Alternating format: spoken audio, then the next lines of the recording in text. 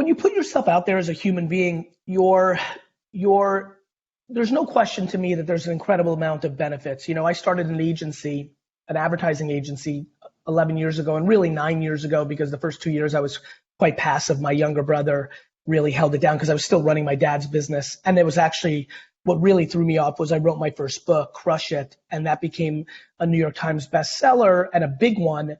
And that kind of got me, pulled into speaking and other things, and I wanted to take advantage of that.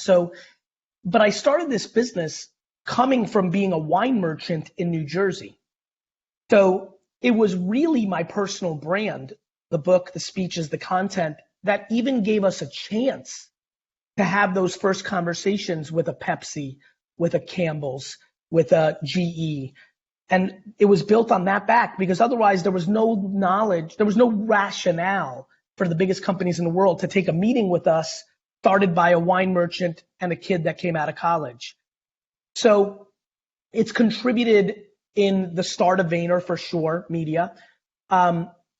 It's contributed in the fact that Mark Zuckerberg allowed me to invest in his company because of my personal brand, not because of anything else. I was just a wine merchant, and now Twitter and Facebook and Tumblr, David Karp, Blaine Cook at Twitter, these humans were interested in me because of the content I was putting out on the internet, and it became the gateway, the ticket to let me into different places in my life. So it's been a huge door opener. People, when you put out content to the world, what happens next is people reach out to you. So, whether it's Dwayne "The Rock" Johnson or whether it's Johnson & Johnson, I have had people reach out to me instead of me having to reach out to them, because I've created brand. And that's been incredibly powerful to my career.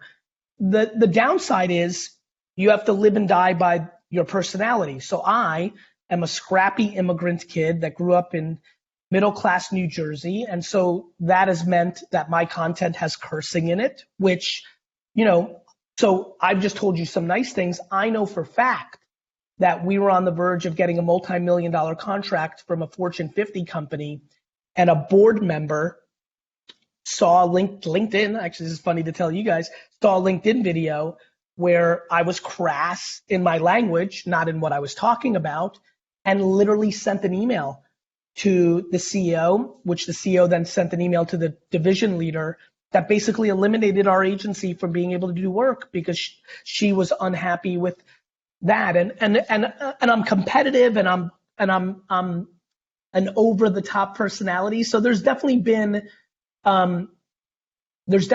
some losses along the way, but you kind of live your life in knowing that there's some pluses and minuses to it.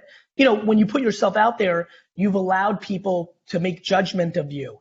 And though 98% of the comments on every LinkedIn post that I put out are incredibly positive, there's no question that there's 2% of, well, this guy's a charlatan. He actually doesn't know anything. And when you're a human being, no matter how thick your skin is, no matter how much success you have, it never feels nice to have somebody call you names or degrade you. And so, it's a process that is not for everyone, but I do believe net has more positive than negative impacts. Yeah, that's really interesting. It's, Emma, the reason it's interesting, and I appreciate you kind of the way that processed for you, and I hope for the people that are watching, is it's the reason most people don't do it, Emma. The reason most people don't put out content, like to me, again, what's fun about living my life? I put out all my content all the time. So I think everybody here knows that I'm not pandering to the LinkedIn audience right now. I have been an incredibly big advocate about LinkedIn content for the last 5 years. It's a game changer for people's professional careers. LinkedIn's organic reach is remarkable, best in the world, along with TikTok, meaning anybody here, Gavin, you, Jennifer Shaw Sweet, Christopher Glenn, anybody here tomorrow can make their first video on their LinkedIn account about something maybe different and start the process of having more people know about them. But the reason most people don't is they can't deal with the negative pushback. And that is unfortunate. And that's why I've spent a lot of time with my content talking about self-esteem and self-worth and self-love and patience and all the things that are needed and required to actually have a chance to be successful at content creation. It's much more of a mental game than it is a creative, what do I post? It's, can I deal with the ramifications of posting? Of course, yeah.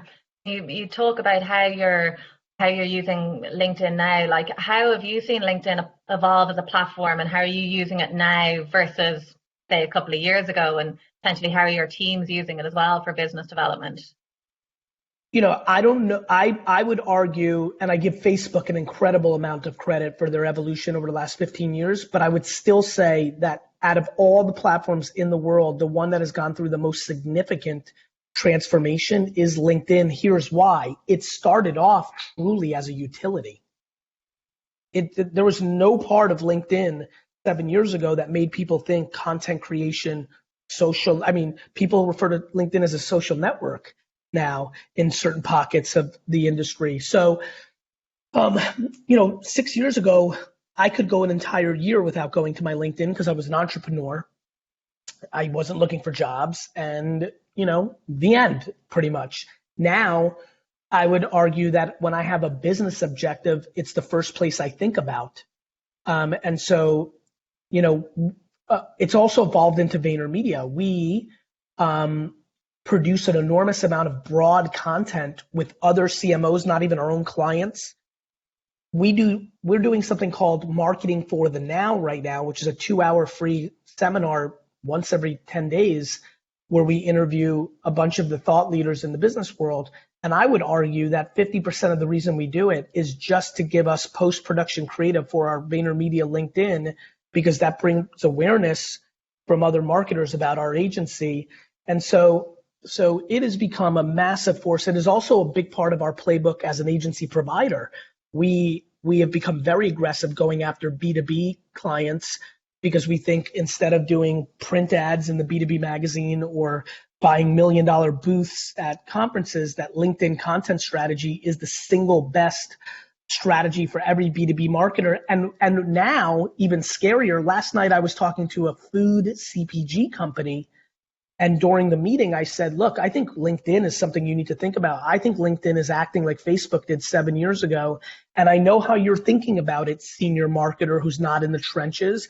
But I would tell you that if you put out recipe content on LinkedIn right now, it will do extremely well. And you should be looking at this platform a different way. And so I think people are starting to kind of quote unquote get it, that there's something really going on here. Yeah.